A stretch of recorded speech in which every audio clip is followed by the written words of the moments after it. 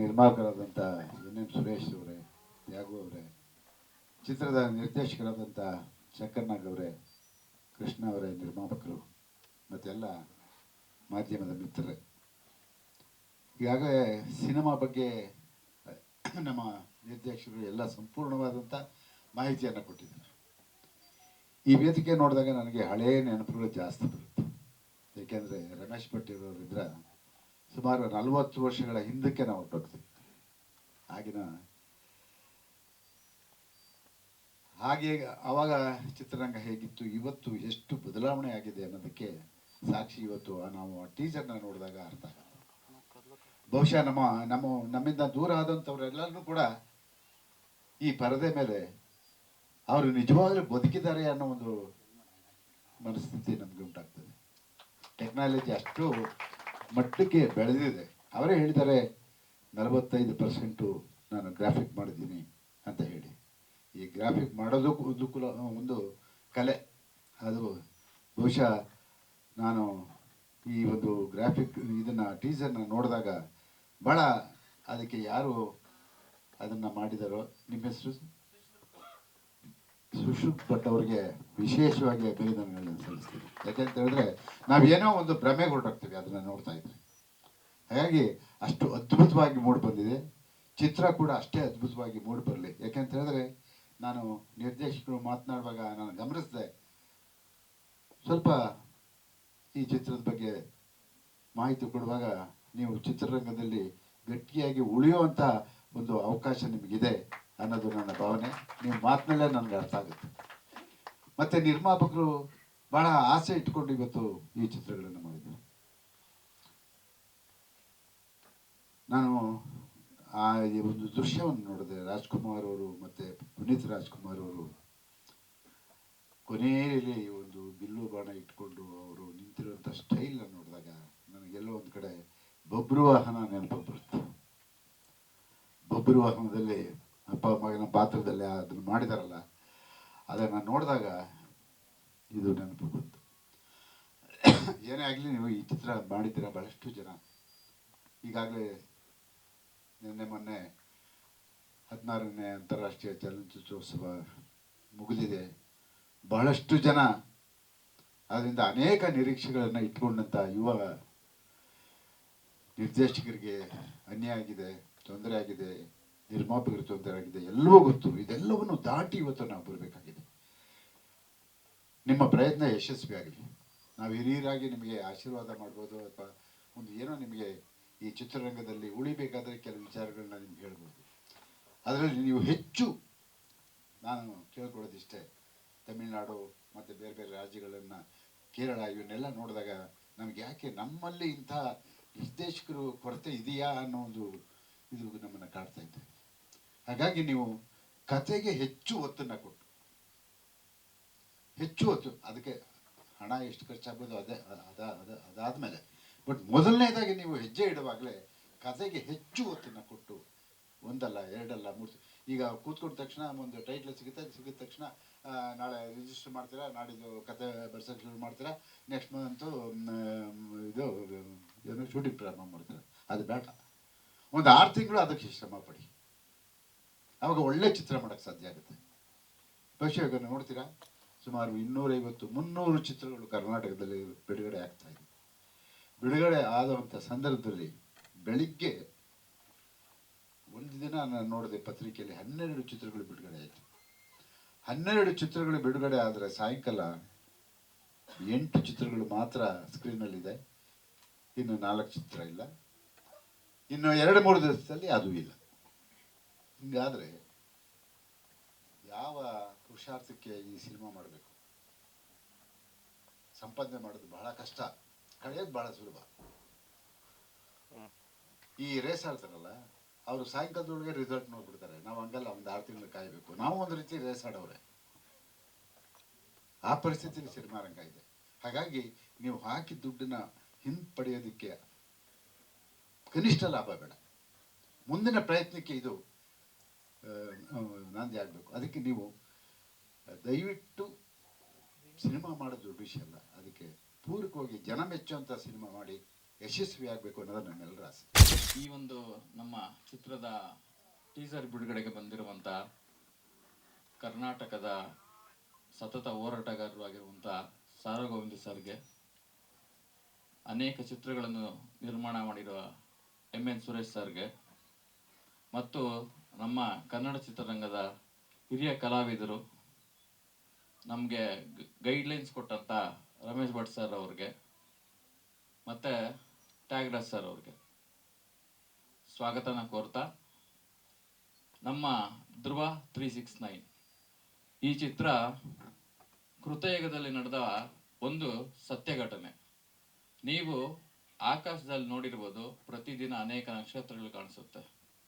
ಎಷ್ಟೇ ವರ್ಷ ಆದರೂ, ನಾವಿಲ್ಲದೆ ಇದ್ರೂ ಕೆಲವೊಂದು ನಕ್ಷತ್ರಗಳು ಸತತವಾಗಿ ಆಕಾಶದಲ್ಲೇ ಇರುತ್ತೆ. ಅಂತ ಒಂದು ನಕ್ಷತ್ರ ಧ್ರುವ ನಕ್ಷತ್ರ.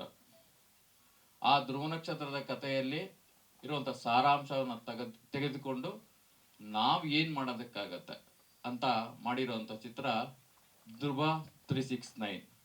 ಅದರಿಂದ ಇನ್ಸ್ಪೈರ್ ಆಗಿ ಈಗಿನ ಜನಾಂಗ, ಈಗಿರುವಂಥ ಮಕ್ಕಳು ಏನು ಮಾಡಿದ್ರು ಅನ್ನೋದು ಚಿತ್ರದ ತಿರುಳು. ಈ ಚಿತ್ರದಲ್ಲಿ 45% ಗ್ರಾಫಿಕ್ಸ್ ಅಲ್ಲೇ ಇರುತ್ತೆ. ಈ ಕಥೆನ ಯಾವ ರೀತಿ ಹೇಳ್ಬೇಕು, ಯಾವ ರೀತಿ ತೋರಿಸ್ಬೇಕು ಅಂದ್ಕೊಂಡಾಗ ಈ ಪಾತ್ರಗಳಿಗೆ ನನಗೆ ಚಿಕ್ಕ ವಯಸ್ಸಿಂದ ಪುನೀತ್ ಸರ್ ಅಂದರೆ ತುಂಬ ಇಷ್ಟ. ನಾನು ಚಿಕ್ಕ ವಯಸ್ಸಲ್ಲಿ ನಮ್ಮ ತಾಯಿ ಹೊಟ್ಟೆನಲ್ಲಿದ್ದಾಗ ಚಲಿಸುವ ಮೋಡಗಳು ಚಿತ್ರದ ಒಂದು ಹಾಡಿರುತ್ತೆ, ನೀವು ಕೇಳಿರ್ಬೋದು, ಕಾಣದಂತೆ ಮಾಯವಾದರು ಅಂತ. ಅದನ್ನ ನಮ್ಮ ತಾಯಿಯವರು ತುಂಬಾ ಸಲ ಹೇಳ್ತಾ ಇದ್ರು. ಅದನ್ನ ನೋಡಿ ಈ ಚಿತ್ರದಲ್ಲಿ ಏನ್ ಮಾಡೋದಕ್ಕಾಗತ್ತೆ, ಹೊಸದಾಗಿ ಏನ್ ಮಾಡಕ್ಕಾಗತ್ತೆ ಅಂತ ಹೇಳ್ಬಿಟ್ಟು ಮಾಡಿದ್ರಿ. ಇದು ಚಿತ್ರದಲ್ಲಿ ಬರುವಂತ ಒಂದು ಪ್ರಸಂಗ. ಇದು ಅದಾದ್ಮೇಲೆ ಚಿತ್ರದಲ್ಲಿ ನಮ್ಮ ಪುರಾಣಗಳಲ್ಲಿರುವಂತ, ಸನಾತನ ಧರ್ಮದಲ್ಲಿರುವಂತ ಕೆಲವು ಕಥೆಗಳನ್ನ ಅತಿ ಸೂಕ್ಷ್ಮವಾಗಿ ಹೇಳಿ ಅದನ್ನ ಸನಾತನ ಧರ್ಮ ಅಂತ ಈಗೆಲ್ಲರೂ ಪ್ರಚಾರ ಮಾಡ್ತಾ ಇದ್ದಾರೆ. ಅದು ಸನಾತನ ಧರ್ಮ ಅಲ್ಲ, ಸನಾತನ ವಿಜ್ಞಾನ. ಅದರಿಂದ ನಾವು ಏನು ಅಭಿವೃದ್ಧಿ ಆಗ್ಬೇಕು, ಯಾವ ರೀತಿ ನಾವು ಜೀವನ ಮಾಡಬೇಕು ಅನ್ನೋದು ಚಿತ್ರದ ಕಥೆನಲ್ಲಿದೆ.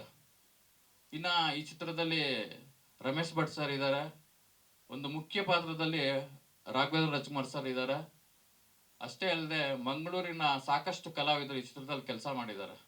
ಇನ್ನು ನನ್ನ ಟೆಕ್ನಿಕಲ್ ಟೀಮ್ ಹೇಳ್ಬೇಕು ಅಂತ ಹೇಳಿದ್ರೆ, ಕ್ಯಾಮ್ರಾಮನ್ ಹರ್ಷ, ಅಷ್ಟೇ ಅಲ್ಲದೆ ಈ VFX ಟೀಮ್ ಇಲ್ಲೇ ಇದ್ದಾರೆ, ಸುಶ್ರುತ್ ಭಟ್ ಅವರು. ನಾನು ಪ್ರತಿ ಸಲ ಅಂದರೆ ರಾತ್ರಿ 12 ಗಂಟೆಗೆ ಫೋನ್ ಮಾಡಿದ್ದೀನಿ, 2 ಗಂಟೆಗೆ ಫೋನ್ ಮಾಡಿದ್ದೀನಿ. ಅಂದರೆ ನನಗೆ ಇದೇ ಥರ ಬೇಕು VFX ಅಂದಾಗ ನನ್ನ ಮೇಲೆ ಸ್ವಲ್ಪನೂ ಬೇಸರ ಇಲ್ಲದೆ ಅದನ್ನು ಮತ್ತೆ ಚೇಂಜ್ ಮಾಡಿ ಕೊಟ್ಟಿದ್ದಾರೆ. ಯಾಕೆ ಅಂದರೆ ಈ ಚಿತ್ರದ ಇಂಟರ್ವಲ್ ಪಾಯಿಂಟಲ್ಲಿ 8 ನಿಮಿಷದ್ದು ಒಂದು ಸೀಕ್ವೆನ್ಸ್ ಇದೆ.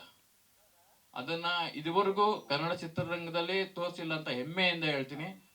ಆ ಥರ ಸೀಕ್ವೆನ್ಸ್ನ ನೀವು ಇಂಗ್ಲಿಷ್ ಫಿಲಮ್ ಅನಕೊಂಡದಲ್ಲಿ ನೋಡ್ಬೋದು, ಅವತಾರ್ ಫಿಲಮ್ ಅಲ್ಲಿ ನೋಡ್ಬೋದು.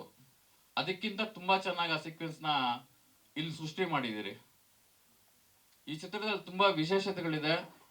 ಅದು ಮುಂದೆ ಹೋಗ್ತಾ ಒಂದೊಂದೇ ನಿಮಗೆ ಗೊತ್ತಾಗತ್ತೆ. ಇಷ್ಟು ಹೇಳ್ತಾ, ನನ್ನ ಚಿತ್ರದ ಬಗ್ಗೆ ತಿಳಿಸ್ತಾ, ನಿಮ್ಗೆಲ್ಲರಿಗೂ ವಂದನೆ ಮಾಡ್ತಾ, ನಮ್ಮ ಚಿತ್ರನ ಆದಷ್ಟು ಪ್ರಚಾರ ಮಾಡಿ ಎಲ್ಲರಿಗೂ ತಲುಪಿಸಿ ಅಂತ ಹೇಳ್ತಾ ನನ್ನ ಭಾಷಣ ಮುಗಿಸ್ತೀನಿ. ವೇದಿಕೆ ಮೇಲಿರುವಂಥ ನಮ್ಮ ಹಿರಿಯ ನಟರಾದ ರಮೇಶ್ ಭಟ್ರೆ ಮತ್ತು ನಮ್ಮ ಡಾಕ್ಟರ್ ರಾಜ್ಕುಮಾರ್ ಅಭಿಯಾನ ಸಂಘ ಅಧ್ಯಕ್ಷರು, ಕನ್ನಡ ಚಿತ್ರರಂಗದ ಒಂದು ಆಧಾರ ಸ್ತಂಭ ಅಂತ ಹೇಳ್ಬೋದು. ಅವ್ರು ಕೊಟ್ಟಿರುವಂಥ ಕೊಡುಗೆ, ಅವ್ರು ಮಾತಾಡೋ ರೀತಿ ನೋಡಿ ಗೊತ್ತಾದ ಎಷ್ಟು ಶ್ರಮ ಪಡ್ಯಾರ ಅಂತ. ಸಾರಾಗೊಂದು ನಮ್ಮೆಲ್ಲ ಆಸ್ತಿ ಬಿಡಿ, ಅವ್ರ ಬಗ್ಗೆ ನಾನು ಪದೇ ಹೇಳಲ್ಲ. ಬಟ್ ಇವತ್ತೊಂದು ಭಾಳ ಖುಷಿ ಆಯಿತು. ನಮ್ಮ ಶಂಕರ್ ನಾಗರವರು ಅವ್ರು ಏನೋ ಒಂದು ವಿಷಯ ಇದೆ ಅವ್ರ ಹತ್ರ. ವಿಷಯ ನಾನು ನೋಡಿ, ಅವರು ತಾಯಿ ಹೊಟ್ಟೆಯಲ್ಲಿ ಚಲಿಸುವ ಮೂಡುಗಳು ಕಾಣದಂತೆ ಮಾವರು ಹಾಡನ್ನು ಕೇಳ್ಕೊಂಡು ನಾನು ಹುಟ್ಟಿದ್ದೀನಿ. ಅದೇನೋ ಭಗವಂತನ ಹೆಚ್ಚೇನೋ ಗೊತ್ತಿಲ್ಲ, ನಮ್ಮ ಕೃಷ್ಣ ಅವ್ರ ಪ್ರೊಡ್ಯೂಸರ್ ಬಂದು ಅಂತ ಸಿನಿಮಾ ಕೊಟ್ಟಿದ್ದಾರೆ ಅಂತ ಹೇಳಿದ್ರೆ, ಅವ್ರ ಸಿನಿಮಾದ ಬಗ್ಗೆ ಇರೋ ಕಾಳಜಿ, ಪ್ರೀತಿ, ಆ ಸಿನಿಮಾ ಮಾಡಬೇಕು, ಏನೋ ಸಾಧನೆ ಮಾಡಬೇಕು ಬಂದು ಕೆಲವೇ ನಿರ್ದೇಶಕರು ಯುರೋಪದ ಅನ್ಸುತ್ತೆ. ಕನ್ನಡ ಚಿತ್ರರಂಗದಲ್ಲಿ ಇವರು ಗಟ್ಟಿಯಾಗಿ ನಿಲ್ಲುವಂಥ ಎಲ್ಲ ಲಕ್ಷಣಗಳಿದೆ. ಆ ಟೀಸರ್ ನೋಡಿದ್ರೆ ನನಗೆ ಭಾಳ ಖುಷಿ ಆಯಿತು.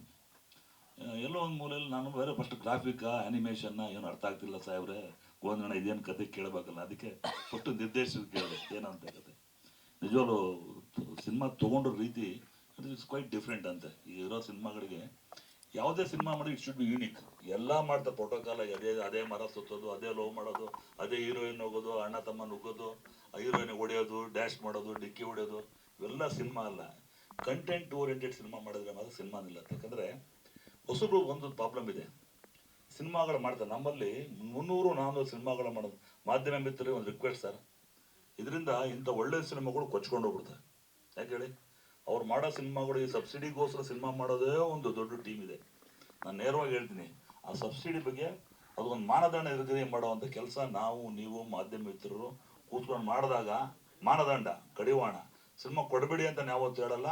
ಇದರಿಂದ ಭಾಳ ಚಿತ್ರರಂಗಕ್ಕೆ ಇಂಥ ಸಿನಿಮಾಗಳಿಗೆ ಕುಂಠಿತ ಆಗುವಂಥ ಒಂದು ಭಯಾನಕವಾದ ಮುಂದಿನ ದಿನಗಳಲ್ಲಿ ಖಂಡಿತವಾಗ್ಲೂ ಬರುತ್ತೆ ಅಲ್ಲ ಗುಂಜಣ್ಣ. ಅದರಿಂದ ಸಬ್ಸಿಡಿಗೆ ಕಂಟ್ರೋಲ್ ಮಾಡುವಂಥದ್ದು, ಅಲ್ಲಿ ಸಬ್ಸಿಡಿ ಮಾಡುವಂಥ ಅಲ್ಲಿ ಇರೋ ಲಾಬಿಗೆ ಸಬ್ಸಿಡಿ ಕೊಡೋದು ಯಾತಕ್ಕೆ, ಗುಣಾತ್ಮಕ ಸಿನಿಮಾ ಕೊಡ್ಬೇಕು ಅಂತ ಸರ್ಕಾರ ಕೊಡ್ತಿರೋದು. ಫಸ್ಟು 20 ಸಿನಿಮಾ ಕೊಡ್ತಾ ಇದ್ರು. ನಾನು ಸಿನಿಮಾ ಮಾಡ್ಬೇಕಾದ್ರೆ ಎಸ್ಕ್ಯೂಸ್ ಮಾಡೋಗಾರೆ, ಆಮೇಲೆ 20ರಿಂದ 30 ಮಾಡಿದ್ರು ಅಲ್ಲ ಸರ್, 30ರಿಂದ 75 ಸಾರಾಗೋವಿಂದ ಮಾಡಿಸಿದ್ರು, 75ರಿಂದ ಅದೇ ನಮ್ಮ 70ರಿಂದ 125 ಸಿದ್ದರಾಮಯ್ಯ ಅವ್ರು ಮಾಡಿದ್ರು. ಆಮೇಲೆ ಬಸವರಾಜ ಬೊಮ್ಮಾಯಿ 200 ಸಿನಿಮಾ ಯಾಕೆ ಮಾಡ್ತಾರೆ, ಒಳ್ಳೆ ಸಿನಿಮಾ ಮಾಡಬೇಕು ಅಂತ. ನೋಡಿ ಈ ಧ್ರುವ 369 ಒಂದು ಸಿನಿಮಾ ನೋಡಿ, ಆಕಾಶ ಅಂದ್ರೇನು, ಭೂಮಿ ಅಂದ್ರೇನು, ಭೂಮಿ ಅಂದ್ರೆ ಆಕಾಶ, ಸೂರ್ಯ ನಕ್ಷತ್ರ, ಧ್ರುವ ನಕ್ಷತ್ರ. ಆ ಧ್ರುವ ನಕ್ಷತ್ರದ ಬಗ್ಗೆ ಒಂದು ದೊಡ್ಡ ಮಾಡಿ ಪುನೀತ್ ರಾಜ್ಕುಮಾರ್ ಒಂದು ಕನಸ್ಕೊಂಡು ಡಾಕ್ಟರ್ ರಾಜ್ಕುಮಾರ್ ಅನ್ನೋ ಗ್ರಾಫಿಕ್ದಲ್ಲಿ, ಐ ಥಿಂಕ್ ಗ್ರಾಫಿಕಲ್ ಮಾಡಿದ 45% ಮೂವಿ ಇದು ಗ್ರಾಫಿಕ್ ಅಂದ್ರು. ಐ ಥಿಂಕ್ ಇದು ಬಡ್ಜೆಟ್ ಮೂವಿ ಇದು. ಆ ಬಡ್ಜೆಟ್ನ ಮಾಡಿರೋ ಅಂತ ಶಕ್ತಿ ನಿರ್ಮಾಪಕರಿಗೆ ನಾವೆಲ್ಲ ಚಪ್ಪಾಳೆ ಮೂಲಕ ಅವ್ರಿಗೆ ಇದೆ. ನಿಜವಾಗ್ಲೂ ಅವ್ರು ಹಾಕಿದ ಬಂಡವಾಳ ಬರಲಿ, ಇನ್ನೂ 4-6 ಸಿನಿಮಾ ಮಾಡೋ ಶಕ್ತಿ ಕೊಡಲಿ. ಚಿತ್ರರಂಗದಲ್ಲಿ ಭಾಳಷ್ಟು ನಾವು ಬದಲಾವಣೆಗಳು ಮಾಡೋ ದಿನ ಬಂದಿದೆ. ಹೊಸಬ್ರಿಗೆ ಮಾಡಿದಾಗ ಹೊಸ ಸಿನಿಮಾಗಳಿಗೆ, ಹೊಸ ಕಥೆಗಳಿಗೆ ಬಹುಶಃ ನಾನು ಮಾಡ್ದಂಗೆ ನಾನು ಅಹಂಕಾರ ಅನ್ಕೊಂಡು ನಾನು ಮಾಡಿದ್ದೀನಿ. ಎಸ್ಕ್ಯೂಸ್ಲಿ ಇರ್ಬೋದು, ಚಪ್ಪಾಳೆ ಇರ್ಬೋದು, ಸಾಕಷ್ಟು ಹೊಸಬ್ರಿಗೆ, ಹೊಸ ಕಲಾವಿದರಿಗೆ, ಹೊಸ ತಂತ್ರಜ್ಞರಿಗೆ. ನಾ always I talk about cinema should be always technician base, not hero base ಅಂತೀನಿ. ನಮ್ಮ ಕನ್ನಡ ಚಿತ್ರ ಹೀರೋ ಬೇಸ್ ಆಗಿದೆ. ದರ್ಶನೇ ಬೇಕು ಅಂತಾರೆ, ಸುದೀಪೇ ಬೇಕು ಅಂತಾರೆ, ಧ್ರುವ ಸರ್ಜನೆ, ಇವಾಗ ಹೊಸ ನಟರು ಬರೋದಿಲ್ವಾ? ಅಂತ ಸಿನಿಮಾ ಸಪೋರ್ಟ್ ಮಾಡುವಂತ ಹೃದಯ ಶ್ರೀಮಂತಿಕೆ, ವಿಶಾಲ ಹೃದಯ ಕೂಡ ನಮ್ಮ ಹಿರಿಯ ನಟರು ಇಟ್ಕೋಬೇಕಾ? ಪ್ರೇಕ್ಷಕರು ಕೂಡ ಮಾಡ್ತಾರೆ. ಪ್ರೇಕ್ಷಕರು ಏನ್ ಮಾಡ್ತೀರಾ, ಬರೀ ದರ್ಶನೇ ಬೇಕು, ಸುದೀಪೇ ಬೇಕು. ನೋಡಿಯೋದು ಧ್ರುವ 360 ನೋಡಿದೆ, ಆ ಗ್ರಾಫಿಕ್, ಆ ಓಪನಿಂಗ್ ಶಾಟ್ ಹೆಂಗಿದೆ ಅಂದ್ರೆ ಸಂಬೇರ್ ಯಾವ ಬಾಹುಬಲಿಗೂ ಮೀರಿಸುವಂತ ಒಂದು ಶಾಟ್ ತೆಗೆದಾರೆ ಯಾರು ಹೋಗೋದು ಕ್ಯಾಮ್ರಾ ಅಲ್ವಾ? ಆ ಸಿನಿಮಾನ ದುರಂತ ಆಗ್ಬಾರ್ದು. ಅದನ್ನ ನೋಡುವಂತ ಇದು ನಮ್ಮ ಭಾವನೆಗಳನ್ನ ನಮ್ಮ ಪ್ರೇಕ್ಷಕರಿಗೂ ಬೆಳೆಸ್ಕೊಡಿ. ಎಲ್ಲರೂ ಸುದೀಪ್ ಆಗಾಗಲ್ಲ, ಎಲ್ಲರೂ ದರ್ಶನ ಆಗಾಗಲ್ಲ. ಯಾಕೆ ನಮ್ಮ ರಮೇಶ್ ಭಟ್ರು ಎಕ್ಸ್ಕ್ಯೂಸ್ ಒಂದು ಆಕ್ಟ್ ಮಾಡಿದ್ದಾರೆ ಇವತ್ತಿಗೂ ಅದು ನಾನು ಲೈಫ್ ಲಾಂಗ್ ನೆನೆಸ್ಕೊಳ್ಳೋಂತ ಆಕ್ಟಿಂಗ್ ಮಾಡಿದ್ದಾರೆ. ರಮೇಶ್ ಭಟ್ ಅವ್ರದ್ದು ನಾಟ್ ಆರ್ಡರಿ ಪರ್ಸನ್ ಅಂತ ಗ್ರೇಟ್ ಸಚ್ ಎಕ್ಸಲೆಂಟ್ ಬಿಗ್ ಆಗಿರೋದು ನಮ್ಮ ಕನ್ನಡ ಚಿತ್ರಗಳ ಆಧಾರ ಸ್ತಂಭ. ಅದರಿಂದ ಹೊಸಬ್ರಿಗೆ, ಹೊಸ ಕಥೆ ಮಾಡಿದ್ರಿಗೆ, ಹೊಸ ಒಂದು ಉದ್ದೇಶ ಇಟ್ಕೊಂಡು ಸಿನಿಮಾ ಮಾಡಕ್ ಮುಂದವರಿಗೆ ಅವರು ಸಪೋರ್ಟ್ ಮಾಡುವಂತ ಕೆಲಸ ಮಾಧ್ಯಮ ಮಿತ್ರವಾಗಿರೋದು, ಪ್ರಿಂಟ್ ಮೀಡಿಯಾ ಮಾಡ್ಕೊಂಡೇ ಬಂದಿದ್ದಾರೆ. ಯಾವತ್ತು ಕೈ ನೋಡಿ, ಯೂಟ್ಯೂಬ್ನವ್ರು also there also playing dominant role in social ಮೀಡಿಯಾದಲ್ಲಿ. ಅವರು ಮಾಡ್ತಾ ಇದ್ದಾರೆ. ಅವ್ರ ಸಹಕಾರನ ಬೇಕೇ ಬೇಕು, ಒಬ್ಬರೇ ಮಾಡೋಕ್ಕಲ್ಲ. ಯೂಟ್ಯೂಬ್ನವ್ರು ಕೂಡ ದೇರ್ ಪ್ಲೇಯಿಂಗ್. ನಮ್ಮನೆ ನಮ್ಮ ಪ್ರೇಮ್ ಅವ್ರದ್ದು KD ಸಿನಿಮಾ ಮಾಡಿದಾಗ ನಾನು ಬೇರೆ ಥರ ನಿರ್ಧಾರ ತಗೊಂಡಿದ್ದೆ. ಮಾಜಿ ಅಧ್ಯಕ್ಷನಾಗಿದ್ದೆ ವಾಣಿಜ್ಯ ಮಂಡಳಿದು. ಅವರು ಕೂಡ ಎಲ್ಲರೂ ಒಂದು ಸಾಮರಸ್ಯದಿಂದ ಒಳ್ಳೆತನದೊಳಗ ಕರ್ನಾಟಕದ ಮೂಲೆ ಮೂಲೆಗೆ ಮನೆಗೆ ತಲುಪುವಂಥ ಕೆಲಸ, ಸಣ್ಣ ಸಿನಿಮಾಗಳಿಗೆ ಅನುಕೂಲ ಆಗುವಂಥ ಒಂದು ವೇದಿಕೆ ಅಂತ ಹೇಳ್ತಾ, ಮತ್ತೊಮ್ಮೆ ಸಿನಿಮಾ ಶಂಕರ್ ನಾಗರು ಮುಂದಿನ ದಿನಗಳಲ್ಲಿ ನಮ್ಮ ಸಾರಾಗುವಂದಿಗಳಿಗೆ ಒಳ್ಳೆ ನಿರ್ದೇಶ ಎಲ್ಲ ಅಕ್ಷಣಾಗಿದೆ. ಇವರು ಸಂಭಾವಿತ ಅನ್ಸುತ್ತೆ. ಒಳ್ಳೆ ನಟ ಕೂಡ ಆಗ್ತೀರಾ, ಒಳ್ಳೆ ನಿರ್ದೇಶಕ ಆಗ್ತೀರಾ ಅಂತ ಹೇಳ್ತಾ, ಎಲ್ಲ ಟೆಕ್ನಿಕಲ್ ಟೀಮ್ ತುಂಬಾ ಚೆನ್ನಾಗಿ ಮಾಡಿದೆ. ಗ್ರಾಫಿಕ್ ಎಕ್ಸಲೆಂಟ್, VFX ನಿಂದೇನಾ ಎರಡನೇ ಎಕ್ಸಲೆಂಟ್ ಜಾಬ್ ಮಾಡಿ ಮುಂದಿನ ದಿನಗಳಲ್ಲಿ ಇವೆಲ್ಲ ಎಂಟೈರ್ ಟೆಕ್ನಿಕ್ ಸಿನಿಮಾ ದೊಡ್ಡ ಹಿಟ್ ಆಗೋ ರೀತಿ ಕೆಲಸ ಮಾಡಿಕೊಡ್ಲಿ. ನಿರ್ಮಾಪಕನ ಹಾಕಿದ ಬಂಡವಾಳ ಬಂದು ಇನ್ನೊಂದು ಸಿನಿಮಾ ಮಾಡೋದು ಶಕ್ತಿ ಕೊಡ್ಲಿ ಅಂತ ಹೇಳ್ತಾ ನಾನು 2 ಮಾತು ಮುಗ್ತೀನಿ. ನಮಸ್ತೆ.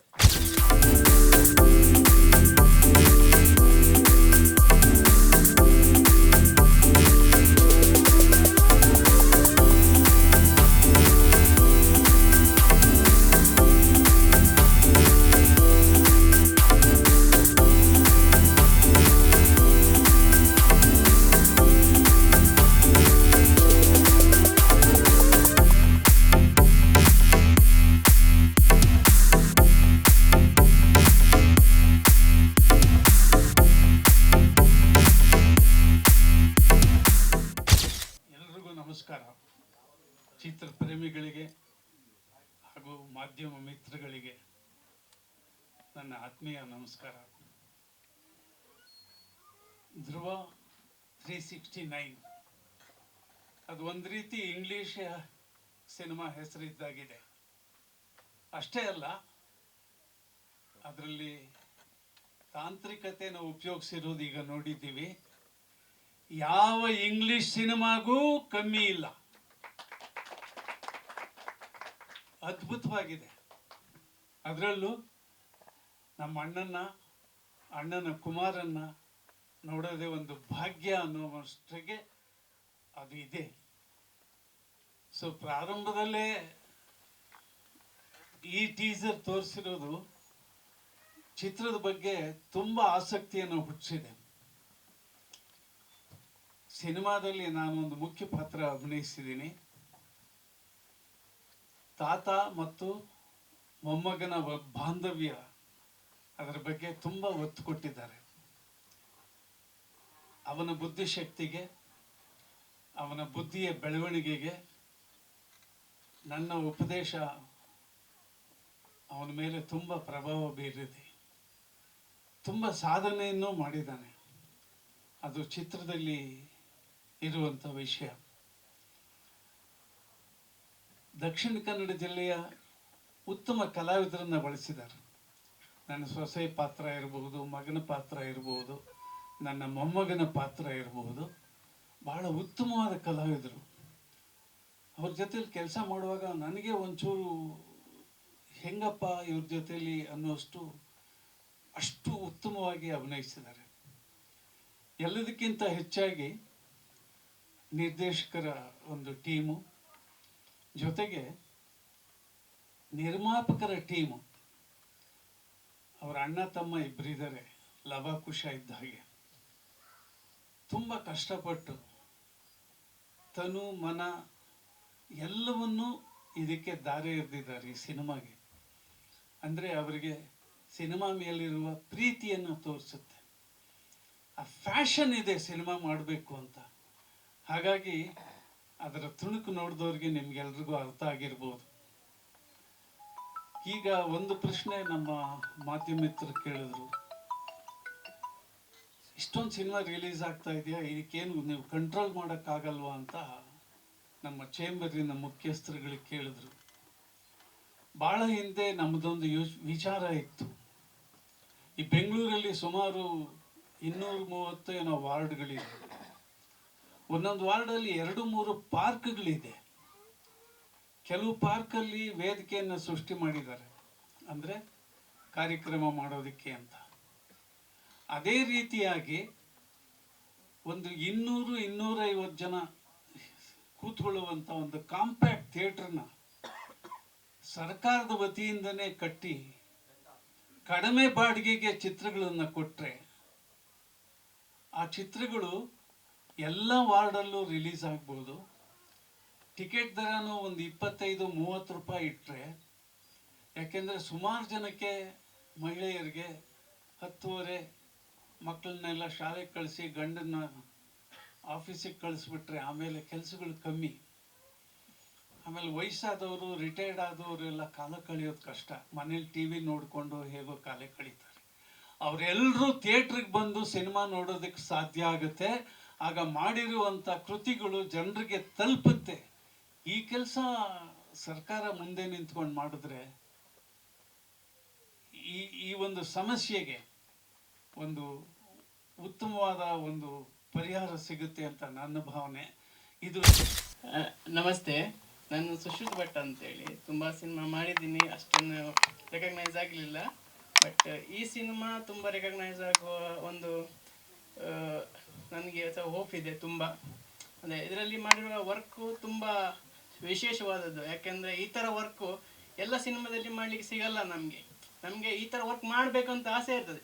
ನಮಗೆ ಒಂದು ಬಾಹುಬಲಿ ಥರ ಮಾಡಬೇಕು, ಆ ಮೂವಿ ಥರ ಮಾಡಬೇಕು, ಅನಕೊಂಡ ಥರ ಮಾಡಬೇಕು ಅಂತ ಆಸೆ ಇರ್ತದೆ ಎಲ್ಲ VFX ಆರ್ಟಿಸ್ಟ್ಗಳಿಗೆ. ಆದರೆ ಆ ಥರ ಆಸೆಗೆ ಒಬ್ಬ ಡೈರೆಕ್ಟರ್ಗಳು ಪೂರಕ ಆಗಬೇಕು ಅಲ್ವಾ? ಹಾಗಾಗಿ ಅದಕ್ಕೆ ಒಂದು ಪೂರಕ ಆಗಿರೋ ನಮ್ಮ ಡೈರೆಕ್ಟರ್ಗಳಿಗೆ, ಈ ನಮ್ಮ ಶಂಕರಣ್ಣವರಿಗೆ ಎಲ್ಲ ಕ್ರೆಡಿಟ್ ಸಿಗ್ತದೆ.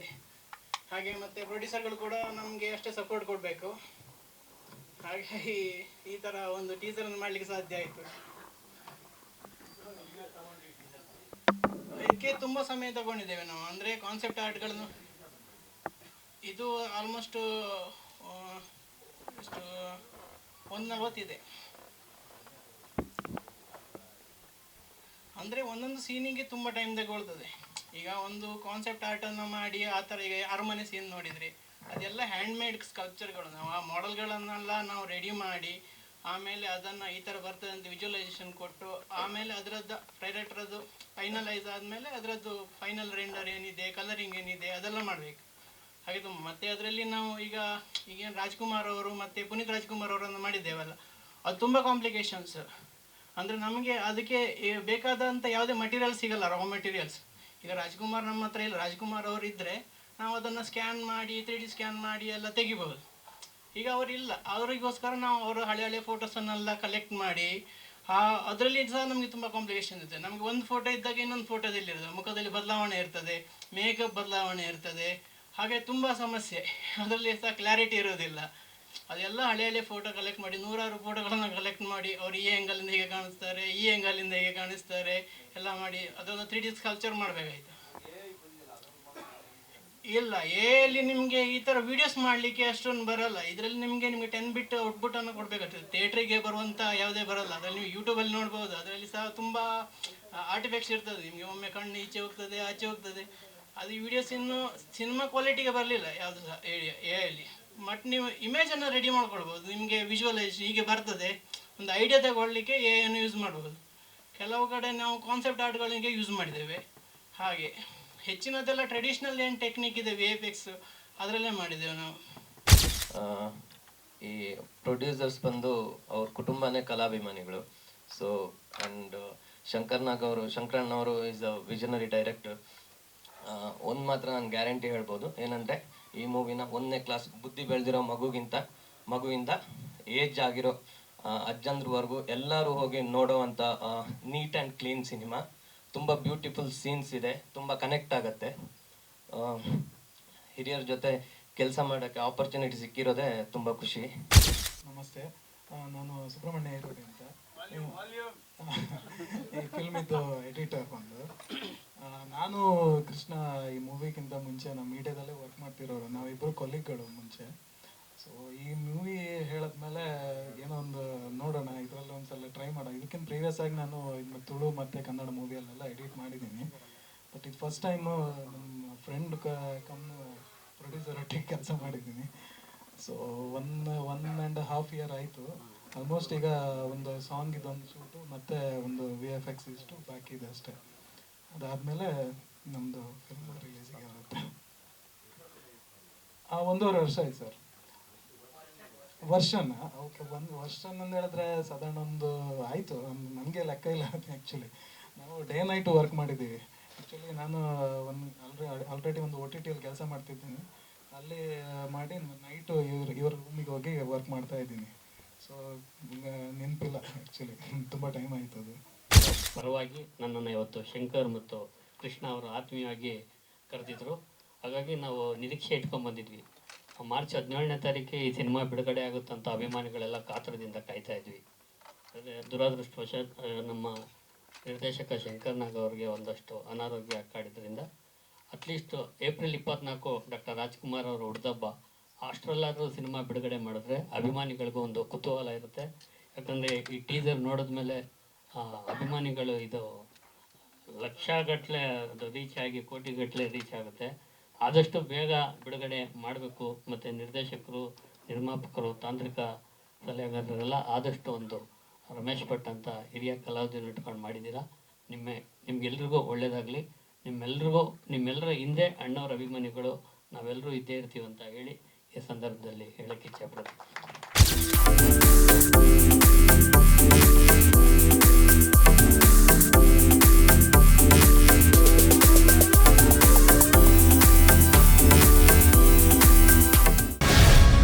ಗ್ಯಾರಂಟಿ ನ್ಯೂಸ್, ಸುದ್ದಿ ಖಚಿತ, ನ್ಯಾಯ ನಿಶ್ಚಿತ.